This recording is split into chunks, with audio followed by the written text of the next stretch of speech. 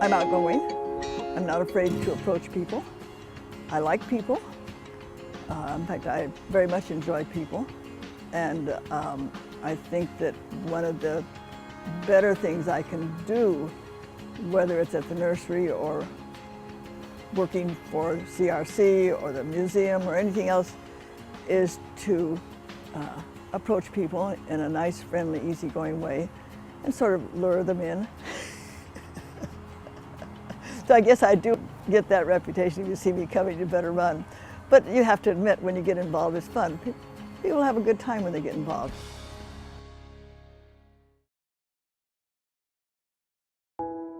After my husband Bob died, I had to step in at Weidner's Gardens and be the person where the buck stops. Fortunately, I had worked in the nursery and I had a lifetime background, so it was merely a matter of saying, yes, anything a man can do, a woman can learn how to do, and just stepping in there and doing my homework and go for it.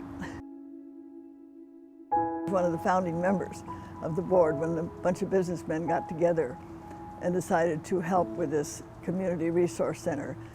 And one of the things that Bob did that was memorable, we did it together, but it was his idea, was he wanted people to know that community resource center, what it was, what it did. And so we started the Polynesian nights at the nursery every year, and it was a fundraiser, but it was fun. It was just really to get the public over there involved in understanding what CRC does. But after Bob died, I just sort of slid into his position on the board, and it was a nice, smooth transition as far as I was concerned. One of the big talking points that we have at CRC is that we try to bring our clients to a point of self-sufficiency so they can be successful on their own. I think that's the most important thing we do. Because if you just get people halfway, I mean, Community Resource Center, we really stick by the people, from a battered woman coming into the shelter, to that intermediate step, to going to school, to getting a job, to some rental assistance. So CRC is there step by step, all the way along the way, until that person is able to step out there and do it on their own. That is a difficult job to do, but it's one of the things that makes CRC different, that we're willing to take the time and the effort and spend the money, because it costs money, to walk with that client all the way through and not just dump them out on the street. That's what self-sufficiency is all about.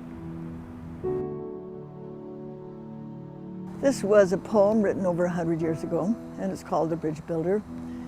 And the story it tells, and it's important, this story, because it's as relevant today as it was then. It's about an old man that crosses over a big chasm. And he goes over, manages to get over, and then when he gets to the other side, he turns around and begins to build a bridge back there. So the person watching him says, you know, old man, you're safely over this side. I mean, why on earth are you stopping to build a bridge? And his answer is what's important. He said he crossed over without any trouble, but somebody is coming along behind him. A youth, a needy person, in our case maybe a family, that might find that chasm too dangerous and too difficult to cross. So he stops and he says, that person is coming that will have trouble getting across.